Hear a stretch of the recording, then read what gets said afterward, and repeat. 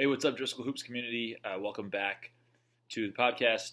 We are going to jump into things here, do a little bit of special edition in honor of the NBA Finals this week. And I wanted to review every single game, kind of give it a rating, just try and play with something new. So first we're going to cover game one and just talk about the series in general, kind of my thoughts on it.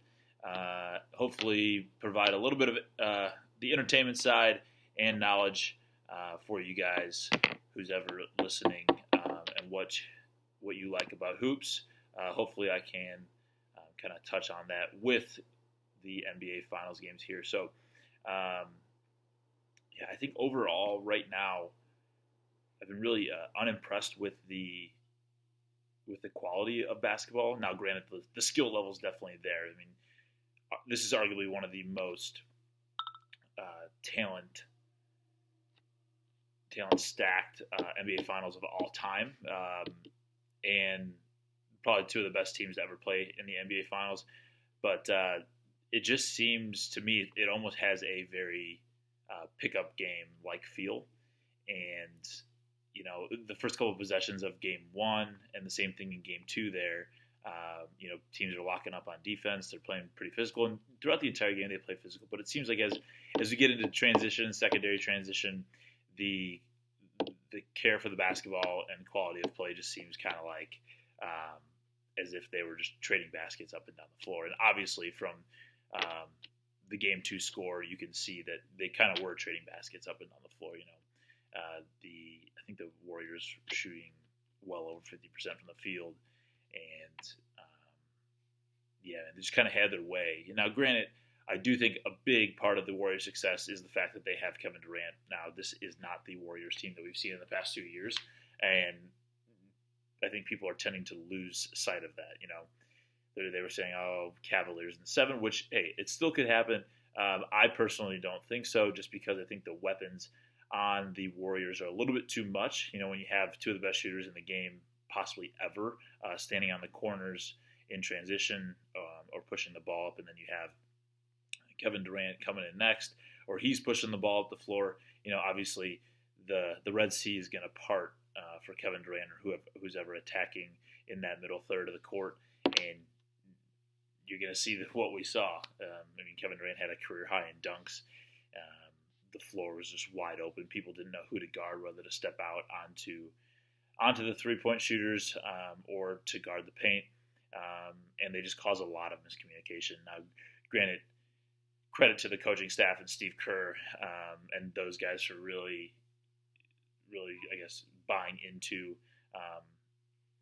the system that they're doing. They're running a lot of complex sets, guard-to-guard screens, pick and pops, backdoor cutting, and the accessory players that the Warriors have are fantastic. And then when you go down all the way to their best players between Steph, Clay, and Kevin Durant, all of them backcut well and see the floor really well when they don't have the basketball. So, it's really a catch-22 that Cleveland's playing. I think they can just hope that number one, that they can secure a little bit more on the offensive rebounds, or defensive rebounds rather, and that they can force some tougher shots, or just hope that the Warriors have a few off nights. But in terms of game one, like I said, I thought that it was pretty mediocre in terms of quality of play.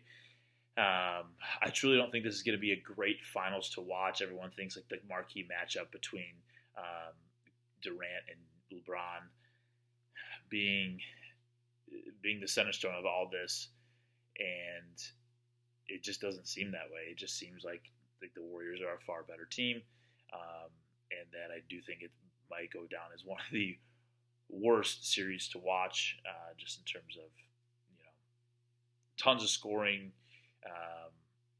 It's weird. It's weird to pull all these great players into a series and then think about it as not being all that great of a series in general. So I do think game one, it was fun to watch. It's exciting.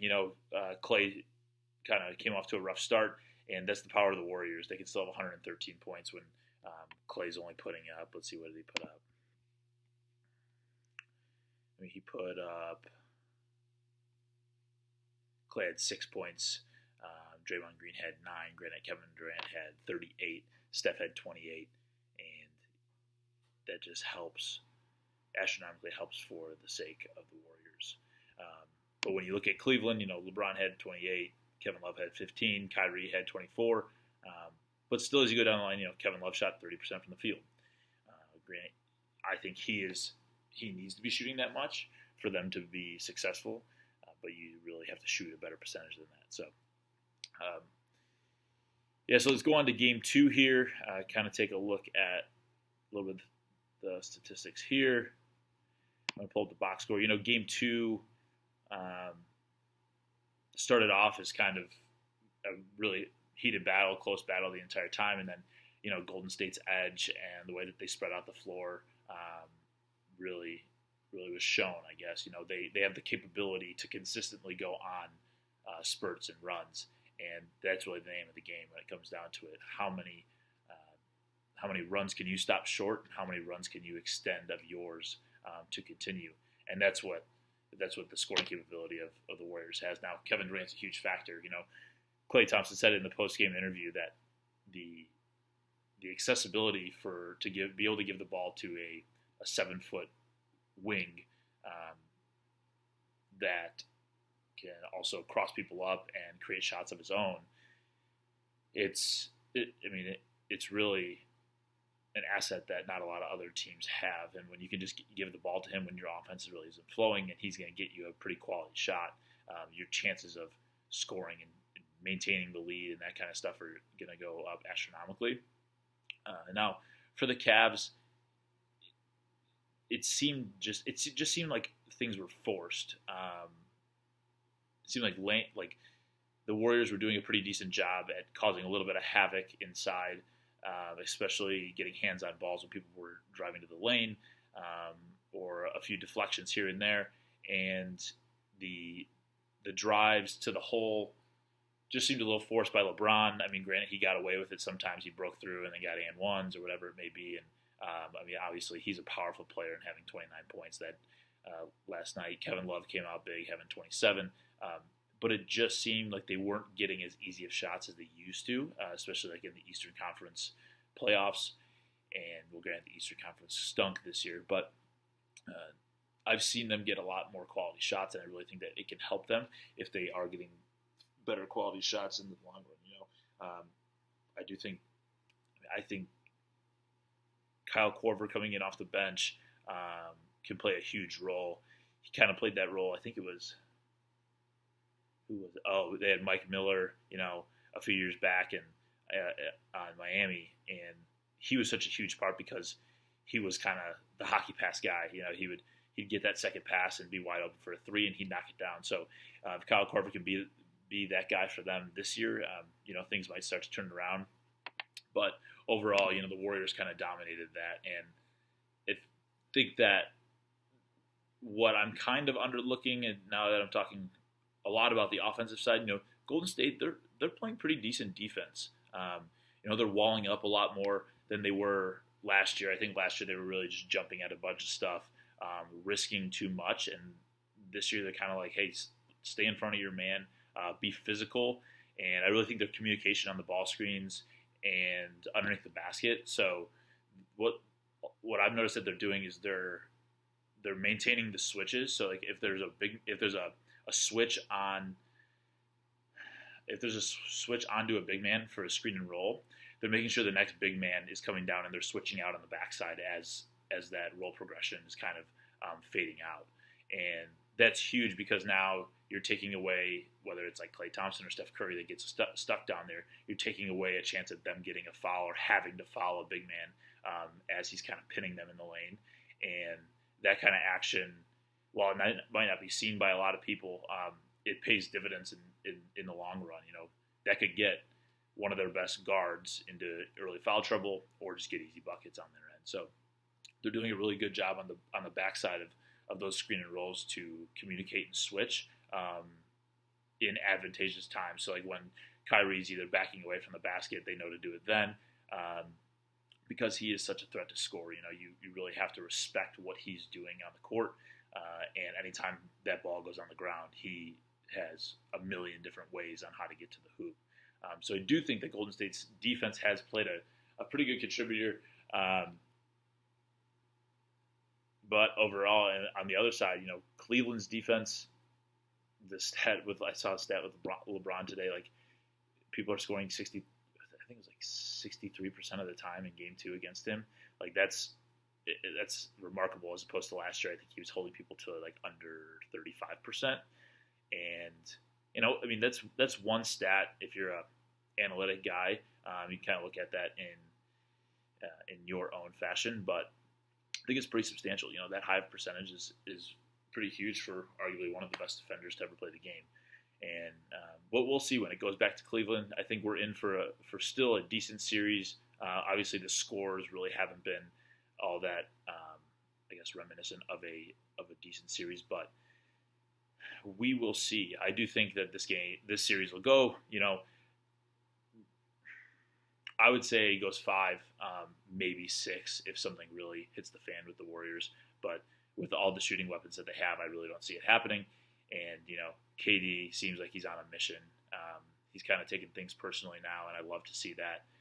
Always been cheering for the guy, and I just really hope that he can get one. I know that he went to the Warriors, and, he went to a stacked team, but, hey, he's leading this team, and he just looks like he's on another level right now with a drive to win, and that's what kind of everyone loves to see. So hopefully we see an awesome series about this. I would love to see a little bit more of LeBron crying / LeBron going into beast mode and jamming on Iguodala like he did last night. That kind of roller coaster of emotions is always fun to watch as a viewer, and who knows, maybe Kyle Korver will get a dunk, then we have something to cheer about. But I think that if I were to give any advice to Tyronn Lue for the next game, I would say start Deron Williams. He took a Illinois team to the Final Four, and I really just don't think he's getting all that much credit. So I would definitely start Deron, probably put the ball in his hands anywhere from 34 to 38.5% of the time. Make sure he gets at least 18 shots up, and we can go from there. So Tyronn Lue, if you want to win, play Deron Williams with Kyrie, LeBron, I'd say JR and Tristan. It seems like a pretty efficient combo. You're not going to turn the ball over as much because Deron Williams, granted, he did a few times in the beginning. I was kind of disappointed about that. But being an Illinois guy, you always like to cheer for Deron. So play Deron Williams. And then on the flip side, I would say for the Warriors, if I had to give any advice to Steve Kerr, stick with the recipe. I would stop playing Zaza Pachulia. I know they're probably putting him in there for a few quick fouls in the beginning of the game if the refs try and lock down, which I think is a good coaching move. But I would play JaVale McGee a little bit more. He just opens up the floor. Now you have 4 shooters on the outside plus a guy that can jump over Mount Everest and take balls out of the air from anywhere. So anyone's going to look like a great passer. Alley-oop passer when JaVale McGee's in the game. You could literally toss the ball as high as you want. He's going to time it or go grab it with his lengthy arms and slam it down for you. So, hey, that's my 2 cents. Hopefully you guys enjoyed it. We are going to be reviewing Game 3 when it happens. I believe it's Wednesday night, and maybe do a little live cast if we have the capability to, or maybe even a halftime show. But, guys, if you guys have any questions, always send them my way. Hopefully you enjoyed today's episode. Living a little bit looser on this side, but we're back and we're going. Also, we're going to be putting out a good amount of some digital media stuff for the podcast here in the video cast, so you guys can see that stuff. Hopefully, it's coming out within the next week or so, and then we get the social media stuff cranking, posting up. We'll be going. Thanks for joining, guys. Hope you enjoyed. See ya.